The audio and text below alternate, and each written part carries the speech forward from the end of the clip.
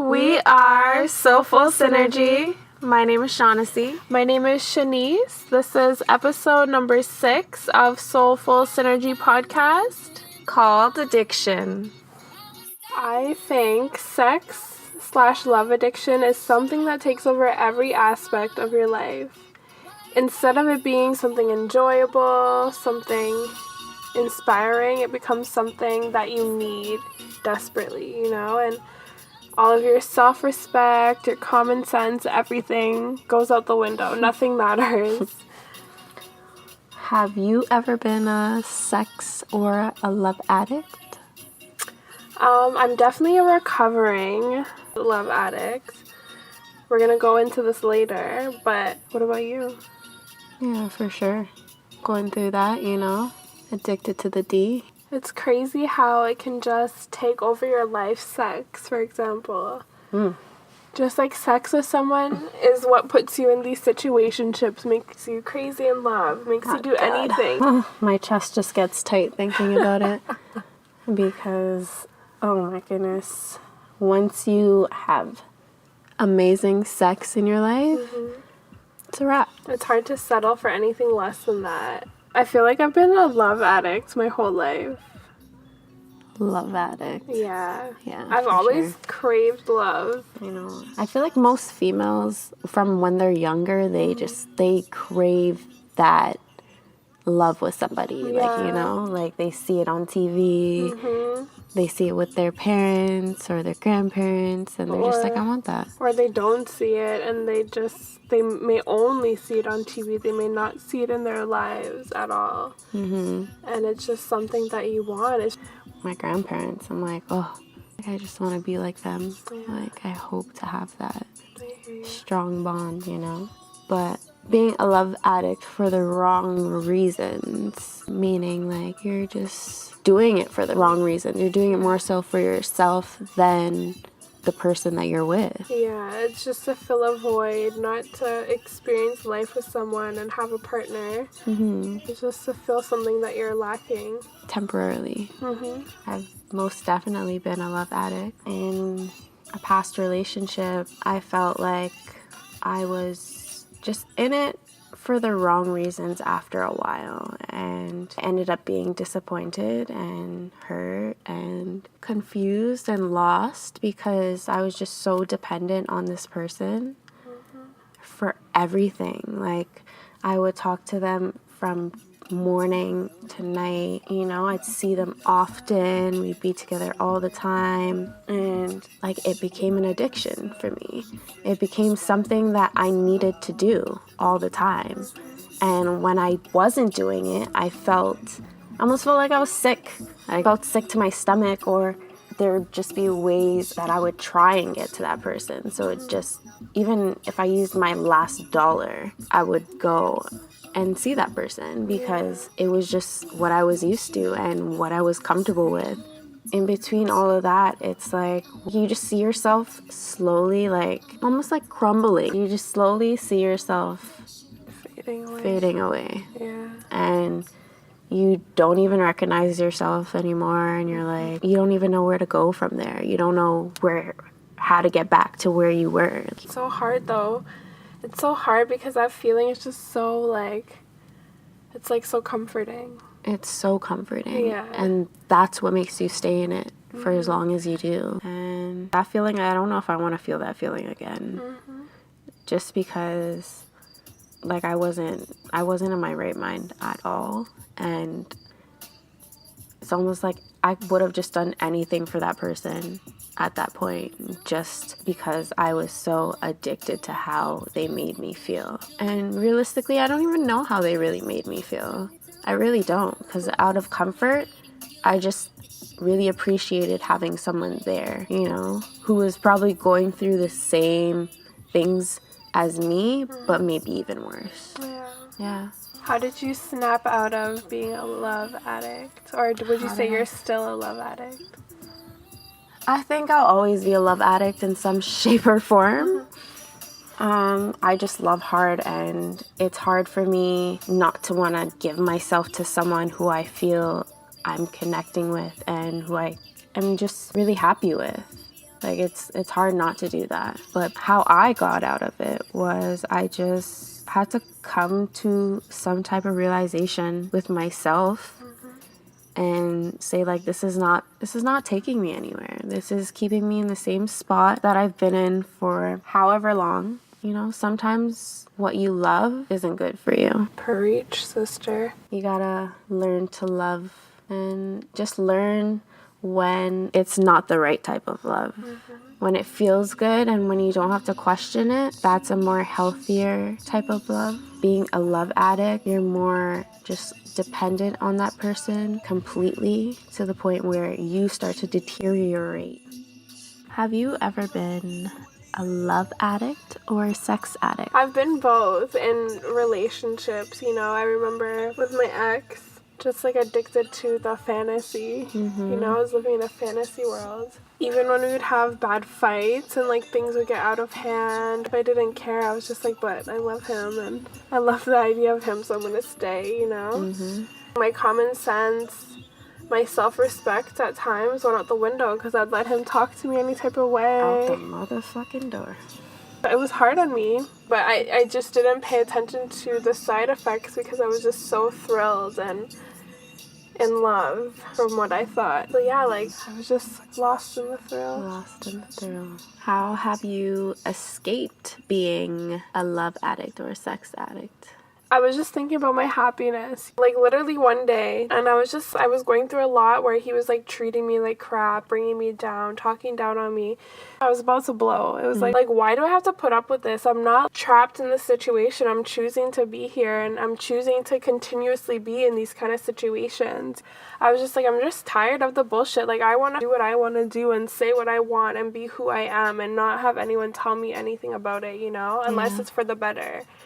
And when I got to that point, I was just like, fuck it. And it just happened. It was just not overnight, but it was just like a mindset that just dawned on me. And it was only after I went through everything I went through and I taught myself my self-worth, if that makes sense, because I had no one showing me that. No one's gonna show you. I had to teach myself what I deserve. And how did he react? He was disappointed, but it was a different breakup from our previous ones because we were on and off. This one was different because he took me seriously. Like, he didn't overstep any boundaries after, and like, he still hasn't. He was just respectful. I think it was just like a mutual understanding at that point. And even though he himself was a love addict, I don't know if he still is. He just accepted it, and I was still young and trying to figure life out and figure out what makes me happy, and he was already like past that stage, you know. So regardless, it would have never worked. We probably would still be together if I didn't have that moment where I was just fed up, you know, and I was just tired of the bullshit.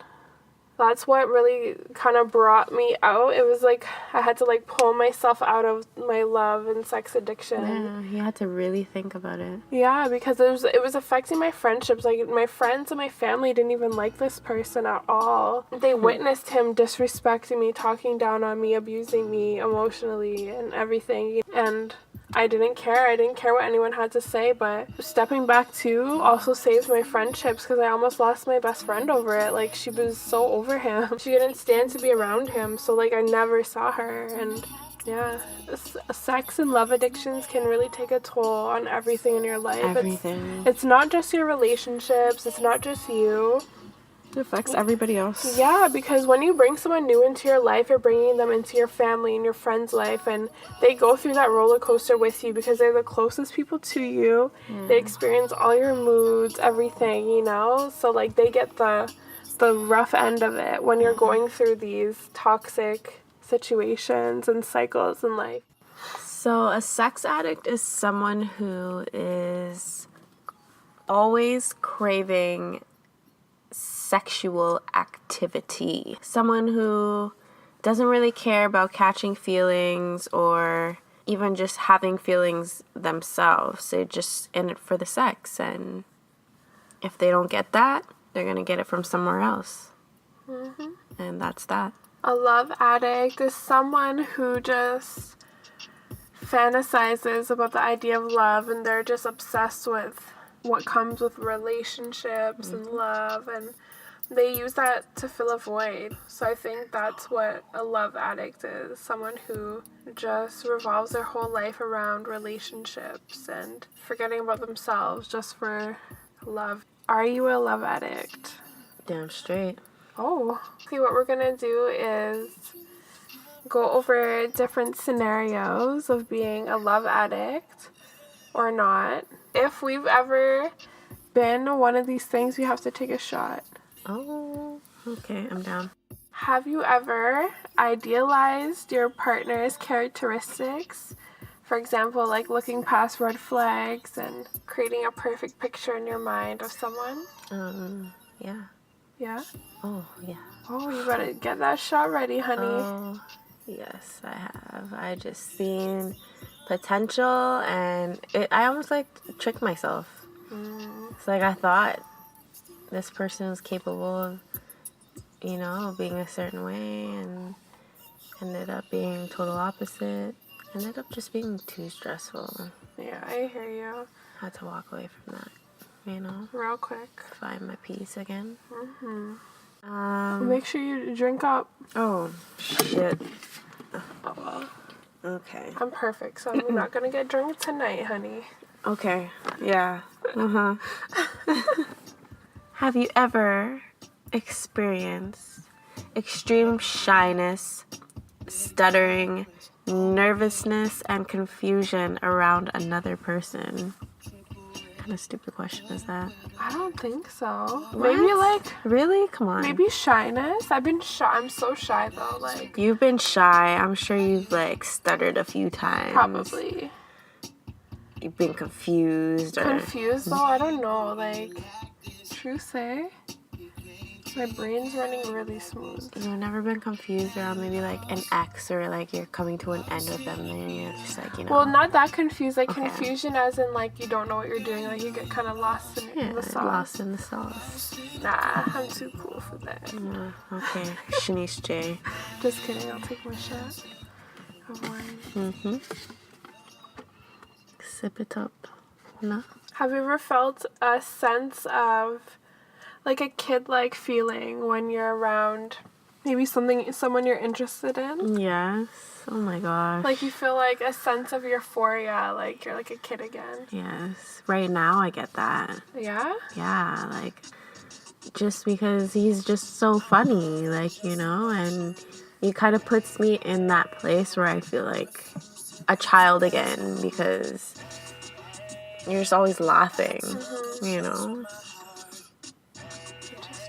Yeah, so I've definitely felt that. I feel like you're feeling something right now. It's a good feeling. It's a very warming, very homing feeling, making me feel a little wet down there. Is that what you're trying to say? Yeah, and I was gonna say the wine will make you feel warm too, honey. Yes, funny guys are just just They're the best. capture my heart. Oh, the Shan Show.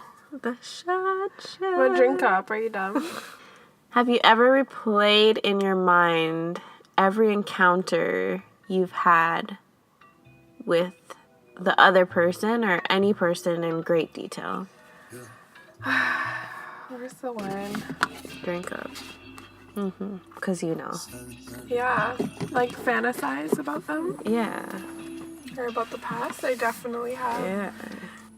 Have you ever endlessly analyzed every word or gesture to determine their possible meaning?